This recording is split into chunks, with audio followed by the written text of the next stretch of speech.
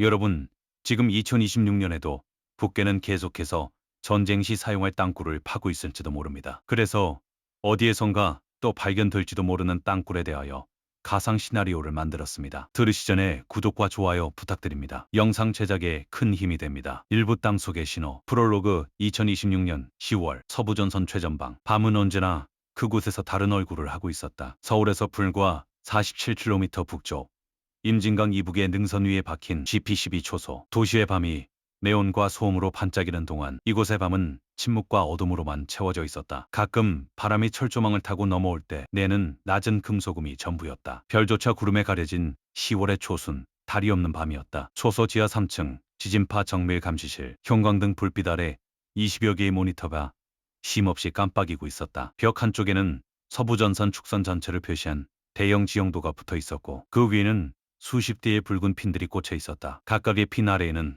작은 숫자가 적혀 있었다. 과거에 발견된 땅굴의 좌표들, 그리고 아직 확인되지 않은 이상 징후 구역의 표시들이었다. 오상사 오창민 31세 육군 공병 지진파 탐지 전문 부서관은 자신의 근무 교대가 끝나기 40분 전이라는 것을 확인하고 따뜻한 커피 한 모금을 목으로 넘겼다. 6시간째 모니터를 응시하던 눈이 뻑뻑하게 타들어가고 있었다. 오늘 밤도 아무것도 없었다. 그것은 좋은 일이었다. 그러나 동시에 이상하게 불안한 일이기도 했다. 경험 많은 탐지관일수록 아무것도 없는 밤을 더 두려워한다는 것을 오상사는 이미 알고 있었다. 그때였다. 삐삐삐. 단조로운 전자음이 아니었다. 연속으로 찍히는 날카로운 경고음. 오상사의 눈이 번쩍 뜨였다. 커피잔이 소리도 없이 책상 위에 내려놓아졌다. D-4구역. 그는 중얼거리며 화면을 당겼다. 김포축선 D-4구역. 지하진도 80m 지점에서 포착된 미세 진동파. 그런데 파형이 이상했다. 자연 지진파는 불규칙적이고 복합적인 주파수를 가진다. 지하수의 흐름은 더욱 무정황적이다. 그러나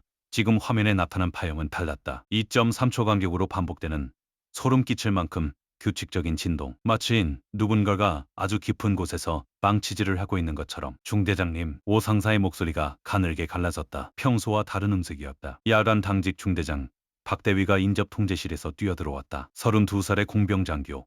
이 최전방에 부임한 지 8개월째. 그는 오상사의 화면을 보는 순간 표정이 굳었다. 주기 확인했나? 예, 건판배. 2.3초 간격. 오차 범위 0.07초. 자연 진동이 아닙니다. 신도? 현재 탐지 기준 80m. 그런데 중대장님, 이게 문제입니다. 오상사가 다른 화면을 불러왔다. 지난 72시간치 해당 구역 누적 진동 데이터였다. 72시간 전부터 같은 신호가 단속적으로 포착되고 있었습니다. 그런데 저도 전임 근무자도 초기에는 자연 지하수 유동으로 분류해 넘겼습니다. 주기성이 명확해진 건 오늘 새벽부터입니다. 박대위의 눈이 가늘어졌다. 최소 사흘이다. 말이 아니었다. 확인이었다.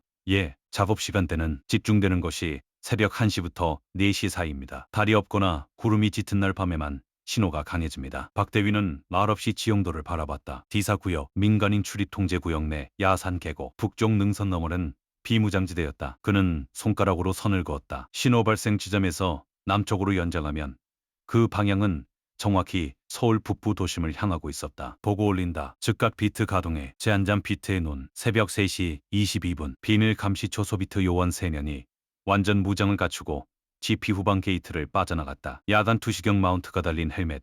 소음기 부착 K1A 기관단총. 그리고 각자의 가슴팍에는 소형 지진파 수신 장치가 달려 있었다. 팀장은 하원사. 특수임무대 출신으로 이 전선에서만 11년을 근무한 인물이었다. 말이 없고 표정이 없고 발소리가 없는 남자였다. 통신 개방 상태. 이동. 세 사람은 산 아래 어둠 속으로 녹아들었다. 계곡으로 이어지는 좁은 등선길은 공식 지도에도 나오지 않는 구간이었다. 하원사가 이 길을 처음 개척한 것은 7년 전. 당시에는 단순 수색로였지만 지금은 이 일대에서 가장 은밀하게 D-4구역에 접근할 수 있는 루트였다. 세 사람 모두 이 길을 자신의 손등처럼 알고 있었다. 50분 후 목표 지점 300m 전방에서 팀은 멈췄다. 야간 2시경으로 전방을 살피나 원사의 손이 주먹쥐는 신호를 보냈다. 정지. 팀원들이 즉각 엎드렸다. 2시경 넘어 무성한 잡목 사이에서 뭔가가 이상했다. 식생의 배열이 자연스럽지 않았다. 야산의 식물은 제멋대로 자란 것이 정상인데 저 지점만 이상하게 고른 높이로 잡목이 배치되어 있었다. 인위적인 위장이었다. 하원사는 열상 카메라 모드로 전환했다. 토양 온도 차이가 화면에 드러났다. 최근에 크기 교란된 지점은 주변보다 미세하게 다른 열 신호를 낸다. 화면 속 한 구역이 주변과 다른 색으로 은은하게 빛났다. 그는 통신기에 낮게 속삭였다. 제로베이스, 여기는 타이거. 현장 이상, 식생 확인. 최근 토양 교란 흔적, 열상 포착. 접근 허가 요청. 타이거 제로베이스. 접근 허가. 촬영 전 우선거리 유지.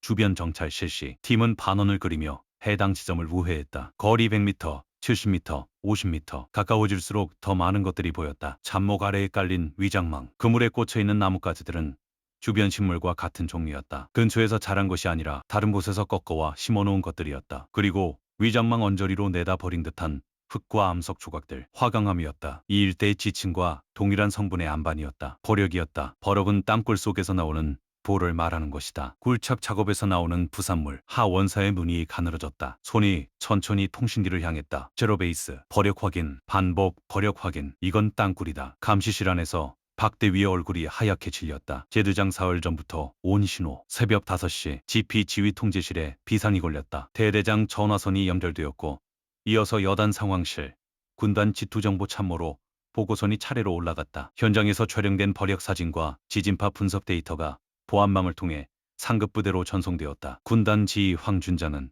보고서를 받아들고 한참을 말이 없었다. 그의 앞에는 이 일대 최근 3년치 지진파 데이터 요약본이 펼쳐져 있었다. 다시 보니 보였다. 2년 전 디사구역 인근에서 포착된 자연진동 추정 기록이 3차례 있었다. 그중 2차례가 달이 없는 날 새벽이었다. 2년 전부터 준비했다. 황준잠은 중얼거렸다. 참모가 바로 받아 적었다. 공병 탐지팀 즉각 전진 배치. GPR 장비 전부 끌어와. 그리고 대민 통제 반경 3km 이내 모든 민간 이동 금지. 이유는 산불 방지 구역 설정으로 처리해. 언론 관리는요? 아직 없다. 나온 것도 없고 나와서도 안 된다. 오전 8시 날이 밝았다. 표면상 이 일대는 조용했다. 산불 예방을 위한 산림청 차량 몇 대가 능선 아래에 주차해 있었다. 그러나 그 차량들 안에는 산림청 직원이 없었다. 민문이 작업복을 입은 공병 탐지팀원들이었다. 지표2 과레이더 GPR 장비가 현장으로 들어왔다. 바퀴 달린 송수신 안테나 어셈블리를 땅 위로 밀면서 집안 내부를 스캔하는 장비였다. 일반적으로 도로하자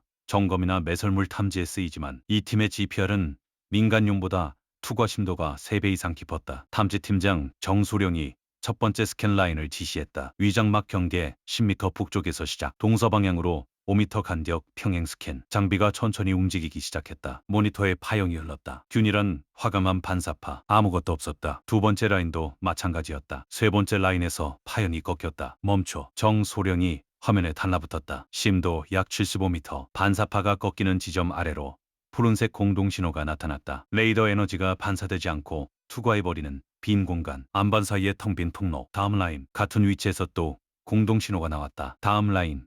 그 다음 라인. 연속으로 같은 신호가 반복되었다. 형태 확인. 탐지팀 분석관이 좌표를 연결하기 시작했다. 공동신호들이 이어지면서 하나의 선이 완성되었다. 완벽하게 직선에 가까웠다. 그리고 단면 분석. 폭 1.9m에서 2.1m 사이. 높이 1.8m에서 2m 사이. 단면 형태는 분석관의 손이 잠깐 멈췄다. 아치형입니다. 아치형. 자연 동굴은 아치형을 만들지 않는다. 그것은 구조적 하중을 분산하기 위한 인공 굴착의 전형적인 단면이었다. 1974년 이후 발견된 4개의 기존 땅굴이 모두 같은 형태를 가지고 있었다. 정소령은 분석 화면에서 눈을 들어 남쪽 방향을 바라봤다. 연장선 추적. 좌표를 연결하고 남쪽으로 선을 그었다. 임진감을 가로지르고 파주를 지나고 고향을 넘어서 이어지는 선의 끝에 있는 것은 서울 북부. 얼마나 됐지? 정소령이 조용하게 물었다. 현재 확인된 굴착 구간만 최소 400m입니다. 그러나 지진파 데이터 소급 분석 결과 실제 작업은 2년 이상으로 추정됩니다. 만약 2년이 맞다면 분석관은 잠시 계산했다. 전체 굴 길이가 2km를 넘을 수 있습니다. 진묵이 감시 현장을 덮었다. 제세장 4번은 없었다. 우리가 발견한 건 4개였다. 군단 상황실. 황준장의 목소리는 조용했다. 창밖으로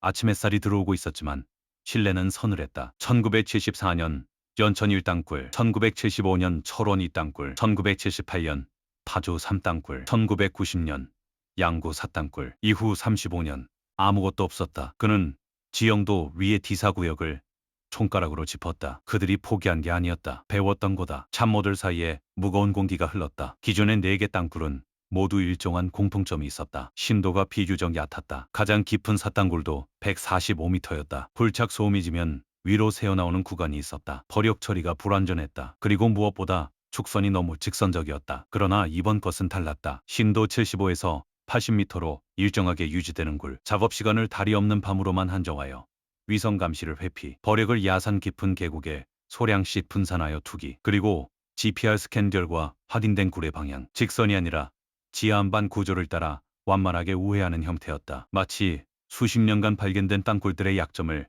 정밀하게 분석하고 하나씩 계산한 것처럼 학습했다. 황 준장이 다시 말했다. 35년 동안 우리가 어떻게 발견했는지 연구했다. 그리고 발견되지 않는 방법을 만들어냈다. 잠깐의 침묵. 문제는 하나다. 이 굴이 D사 한 개뿐인가? 아무도 대답하지 않았다. 황 준장은 지영도의 김포 축선에서 시선을 들어 서쪽 동쪽으로 천천히 훑었다. 160km에 걸쳐 이어진 비무장지대, 수십 개의 감시구역, 그중 몇 개에서 지난 수년간 자연 진동 추정으로 분류되어 넘겨진 기록들이 있었다. 지투존 축선 누적 진동 데이터 재분석. 지난 5년치 전부 오늘 자정까지 땅속의 언어. 그날 저녁 오 상사는 퇴근을 하지 못했다. 재분석 작업이 시작되었고 그의 화면 앞에는 5년치 데이터가 산처럼 쌓였다. 동료 탐지관들이 옆자리를 채웠다. 누군가가 전투 식량을 뜯어서 건넸다. 아무도 말이 없었다. 오 상사는 D-4 구역 최초 신호를 다시 불러냈다. 72시간 전이 처음이 아니었다. 데이터를 거슬러 올라가자 1년 전에도 그보다 더 전에도 아주 희미한 신호들이 있었다. 당시에는 임계값 이하로 분류되어 경고가 발령되지 않았다. 장비의 감도 때문이 아니었다. 그들이 초기의 진동량 자체를 극도로 줄여가며 작업했기 때문이었다. 2년 동안 아주 조금씩 아주 조심스럽게 오 상사는 마지막으로 파형 화면을 들여다봤다. 화강암 80m 아래에서 누군가가 지금 이 순간에도 두드리고 있을지 모를 그 소리. 2.3초 간격으로 오차 0.07초로 그는 그 규칙성이 무서웠다. 자연은 절대로 저렇게 일정하지 않다. 저것은 의지였다. 수십 년을 이어온 포기하지 않은 의지가 만들어내는 소리였다. 그리고 문득 생각이 들었다. 이 소리를 듣고 있는 사람이 자신 말고 지금 이 순간 이 땅 아래 어딘가에 또 있지 않을까? 삐삐삐삐. 다른 구역에서 경고음이 울렸다. 이번에는 비칠 구역이었다. 검은 통로의 끝. 비칠의 목소리. 비칠 구역. 파주 북부 3땅굴 발견 지점에서 동쪽으로 12km. 오 상사가 화면을 전환하는데 걸린 시간은 3초였다. 비칠 구역 지진파 탐지 데이터가 스크롤되었다. D사의 신호와 비교했다. 주기가 달랐다. 3.1초 간격. 그러나 규칙성은 동일했다. 오차 범위 0.09초. 심도 현재 포착 기준 91m입니다. D-4보다 더 깊었다. 데이터 소급 기간은 분석관이 키를 두드렸다. 얼굴이 굳어갔다. 3년입니다. 비칠구역 초기 신호가 3년 전 기록에서 확인됩니다. D사보다 1년도 일찍 시작된 것이었다. 오 상사는 잠시 말을 잃었다. 두 개의 구역, 두 개의 신호, 두 개의 굴, 동시다발적으로 서로 다른 심도와 서로 다른 주기로 진행되어 온 작업. 단독 프로젝트가 아니었다. 계획된 이중 굴착이었다. 그는 즉각 박대위에게 연락했다. 박대위는 이미 상황실에서 황 준장의 지휘 재분석 보고를 받고 있었다. 비칠구역 신호가 동시에 보고되자 황 준장은 잠시 지형도를 응시했다가 천천히 입을 열었다. B-7 방향 연장선. 참모가 자를 댔다. 비칠에서 남쪽으로 이어지는 선. D사의 선과 나란했다. 그러나 목표점이 달랐다. D사가 서울 북부를 겨냥한다면 B-7이 향하는 곳은 고양시 일산 방면입니다. 황 준장의 손가락이 지형도 위에서 멈췄다. 일산, 수도권 서북부의 핵심 도시, 인구 밀집 지역, 그리고 그 아래 지나는 서울 지하철 3호선, 경의중앙선, 수도권 광역통신망. 두 개의 굴이 서로 다른 목표를 향하고 있다. 황 준장이 조용하게 말했다. 그것은 분석이 아니었다. 확인이었다. 분산 타격을 위한 경우할 굴착. 교전 발생 시 한 개의 굴이 탐지되거나 차단되더라도 나머지가 기능을 유지한다. 그리고 두 개가 동시에 돌파구를 열 경우 전 축선 비상가동 1등급 탐지 태세. 황 준장의 목소리가 처음으로 높아졌다. 그리고 국방부 직통 연결해. 지하의 지도. 10월 7일 오전 10시 국방부 지하 합동 전술 상황실. 천장 가득한 스크린에 서부전선 실시간 데이터가 흘렀다. 합참정보본부장 이 중장이 테이블 상석에 앉았고 그 주변을 육해공군 작전 참모들과 방첩사 팀장이 채웠다. GPR 분석팀의 정소령이 직접 브리핑 자리에 올라왔다. D사구역과 비칠구역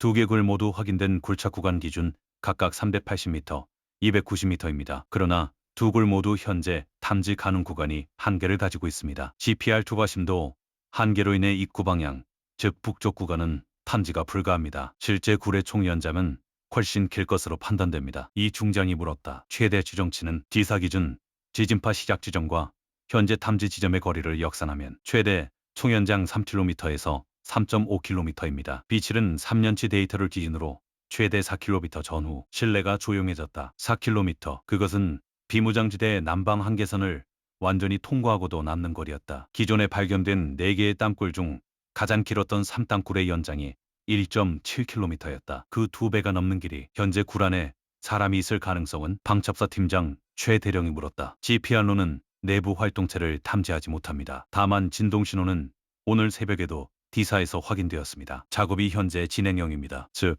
지금도 파고 있다는 얘기다. 예. 최 대령이 팔짱을 꼈다. 내부 확인 방법은? 정소령이 잠시 망설였다. 탐지 시추입니다. 수직으로 약 80m 정밀 좌표에 소구경 시추공을 뚫어 카메라와 청음 장비를 투입합니다. 성공하면 내부를 직접 확인할 수 있습니다. 그러나 시추 소음 자체가 상대방에게 우리의 탐지를 알릴 수 있습니다. 탐지 사실을 들키지 않고 내부를 보는 방법이 없다는 얘기군. 현재 기술 수준에서는 그렇습니다. 이 중잡은 잠시 생각했다. 먼저 전선 전체 데이터 재분석부터 끝내라. 세 번째, 네 번째가 있을 수 있다. 다섯 번째 질문. 사흘이 지났다. 5년치 데이터 재분석은 72시간 동안 40명의 탐지 전문 인력이 매달린 끝에 결론을 냈다. 결과는 예상보다 충격적이었다. D사, 빛을 외에 추가로 2개의 구역에서 유사 패턴이 확인되었다. 하나는 연천 축선의 C구 구역, 하나는 양구 방면의 E 구역이었다. 두 구역 모두 과거 기록에서는 자연 진동 또는 노이즈로 분류되어 있었다. 그러나 재분석 결과 규칙성이 확인되었다. 4개의 굴, 동시에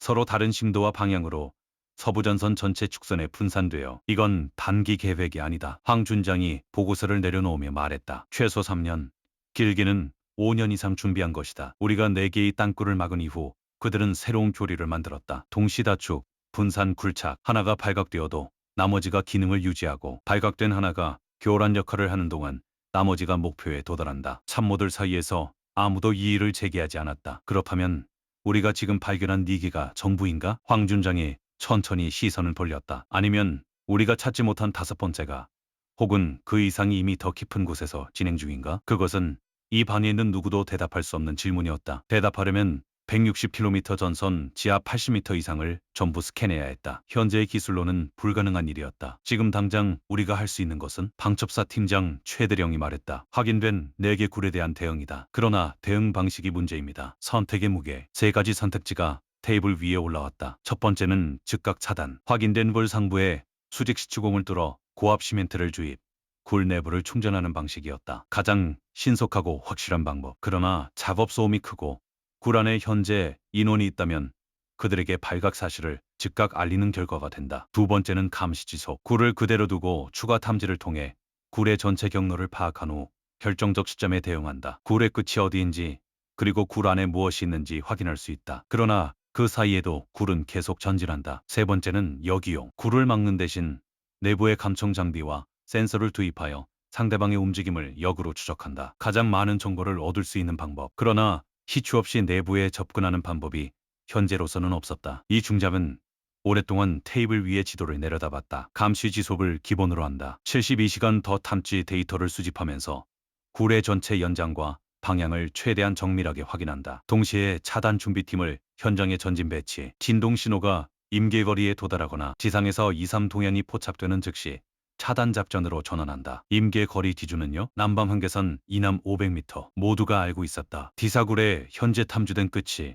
남방 한계선에서 이미 380m 안쪽이라는 것을, 임계거리까지 120m밖에 남지 않았다는 것을. 그것은 72시간이 아닐 수도 있었다. 새벽의 결단. 이틀째 밤 오상사는 또 퇴근하지 못했다. 아니, 퇴근한다는 개념 자체가 사라진 상태였다. 감시실에 간이 침대가 들어왔고 교대 없이 12시간씩 모니터 앞에 앉아 있었다. 새벽 2시 17분 D사 진동 신호가 강해졌다. 오상사는 즉각 수치를 확인했다. 강도가 전일 대비 1.3배 높아져 있었다. 진동 심도는 동일했지만 신호의 강도가 커진다는 것은 음원이 가까워지고 있다는 의미였다. 굴이 전진하면서 탐지 센서에 더 가까워지고 있는 것이었다. 중대장님, 박 대위가 수화기를 집어들기도 전에 오상사가 말했다. D사 신호 강도 상승 확인. 진행 속도 역상절과 현재 위치 추정 남방 한계선 이남 약 4대 80m, 임계까지 20m. 오늘 밤 안에 임계선을 넘을 수 있었다. 박 대위는 즉각 황 준장에게 연락했다. 황 준장은 10초간 침묵했다. 차단 준비팀 발동. 그러나 아직 실행 아니다. 나한테 직보 유지. 새벽 3시 44분. 남방 한계선 이남 520m. 임계를 넘었다. 중단. 황준장의 목소리는 조용했다. 차단 작전 실행. D사 즉각 시행. 빛을 시구.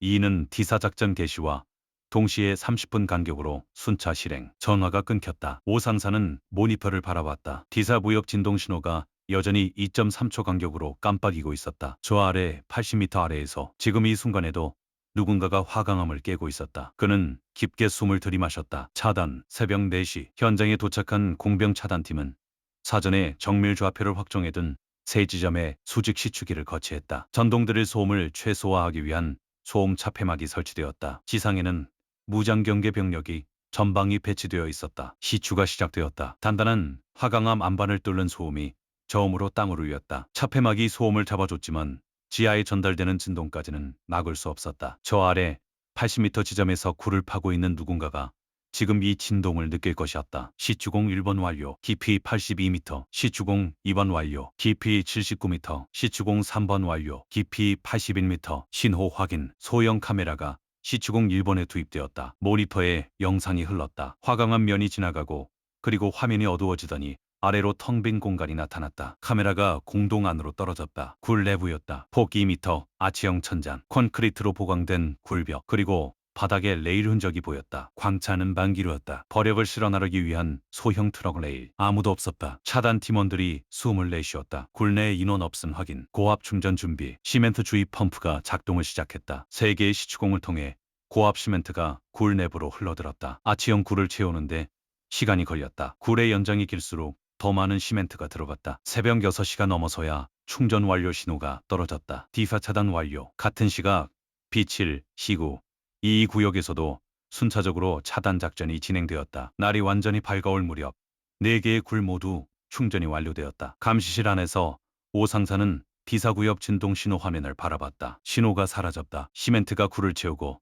진동음을 전달하던 공동이 없어진 것이었다. 마침표가 없는 경계. 그로부터 72시간 후 합참 보고가 완료되었다. 4개 굴 모두 차단. 굴 내부에서 회수된 물중들 굴착 도구 잔해, 광차 레일 부품, 콘크리트 보강제, 이 정밀 분석에 들어갔다. 재질과 제조 방식이 북한제로 특정되었다. 황준장은 보고서를 닫으며 말했다. 기자회견은 없다. 참모가 물었다. 비공개 이유면요? 황준장은 잠시 창밖을 바라봤다. 공개하면 2가지가 일어난다. 하나는 국민이 안심한다. 또 찾아냈다. 맞았다. 그리고 있는다. 2번째는 저쪽 악습한다. 어떻게 발각됐는지, 어디서 신호가 잡혔는지 그걸 분석해서 다음에는 더 완벽하게 만든다. 그는 천천히 자리에서 일어섰다. 35년 전에도 우리는 발견했다고 안심했다. 그 사이에 그들은 이번 것을 만들었다. 이번에도 안심하면 다음은 우리가 아직 상상하지 못하는 방법으로 온다. 보고서 맨 마지막 줄에는 이렇게 적혀 있었다. 확인된 4개 굴에 대한 차단 완료. 전선 전체 지속 감시 태세 유지. 추가 굴 존재 가능성 배제 불가. 배제 불가. 그 땅 위의 불빛. 서울 같은 날 저녁. 퇴근길 지하철 안에 사람들이 가득했다. 스마트폰을 보는 사람, 이어폰을 낀 사람, 졸고 있는 사람. 지상에서 지하로 내려가는 계단을 내려갈 때 누구도 발밑을 의심하지 않았다. 오 상사는 처음으로 이틀 만에 부대를 나와 집으로 가는 버스 안에 앉아 있었다. 창밖으로 수도권의 야경이 흘렀다. 고층 아파트, 쇼핑몰 가로등, 화려하고 평화로운 불빛들. 그는 그 불빛들 아래를 생각했다. 지금 이 순간 지하철 터널 옆 어딘가에, 상수도관 아래 어딘가에 아무도 모르는 깊이에서 또 다른 진동이 2.3초 간격으로 울리고 있을지도 모른다는 것을. 그리고 그것이 아직 탐지 임대값 아래에 있어서 어딘가의 화면에서 자연, 진동, 추정으로 분류되어 넘겨지고 있을지도 모른다는 것을. 그것은 공포가 아니었다. 공포라고 부르기에는 너무 냉정하고 너무 지속적인 감각이었다. 책임이라고 부르는 것이 더 정확했다. 버스가 다음 정류장에 섰다. 문이 열렸다. 오 상사는 시선을 창밖에 고정한 채 생각했다. 4개를 나갔다. 매일 5번째를 찾으러 간다. 경계에는 마침표가 없다.